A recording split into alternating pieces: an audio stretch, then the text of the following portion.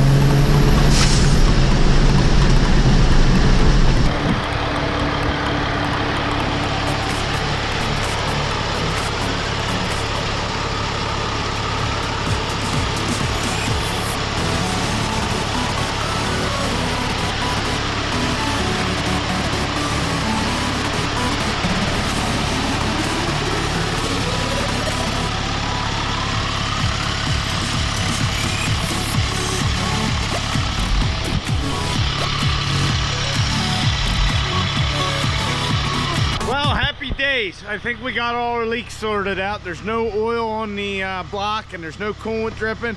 We'll let the truck cool down for a little bit, and we'll get to starting to leveling out this rear. But before that, I'm gonna put one coat of paint on these ladder bars, and when we put the ladder bars on, I'll go through what they are, how they work, and all that a little more in depth. But for today, we're just gonna throw a little color on them.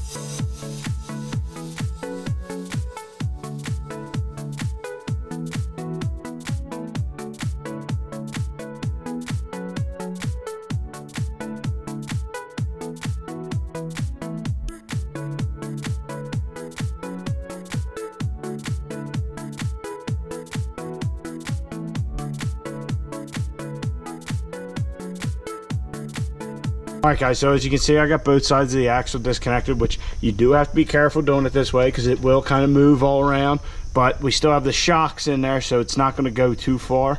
But I took the 3 spacers out. I put 2 of them on top. The bottom one still has the centering pin for the axle, so we're going to leave that.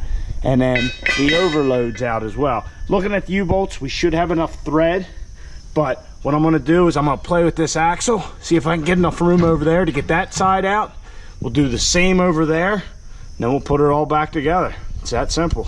I did measure before, and I think there's about a 3-inch difference between the front and the rear, so this should get us closer.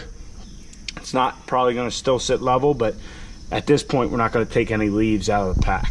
This one fought me a little. For whatever reason, I couldn't get this last leaf to line up. I ended up putting a pin punch in there and knocking it around a bit. Got it all back together. We'll put our U-bolts on this side. We'll tighten everything up, get the axle placed where it should be, so this little plastic thing ends up in the hole here, and we'll see how she looks.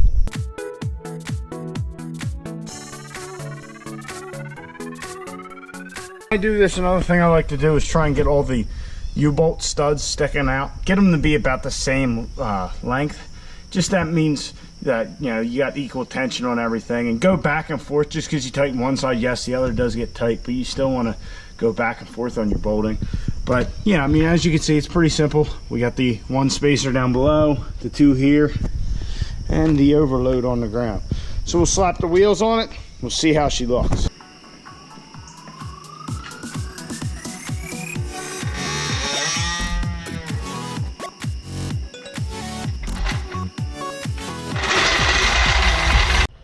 All right, well, the ass end certainly dropped down a good bit.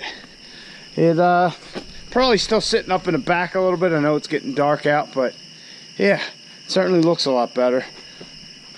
Another thing, it should ride a lot better. I noticed the ride in this standard cab is a lot harsher than the gray truck ever was. So maybe we'll take her out for a little spin here.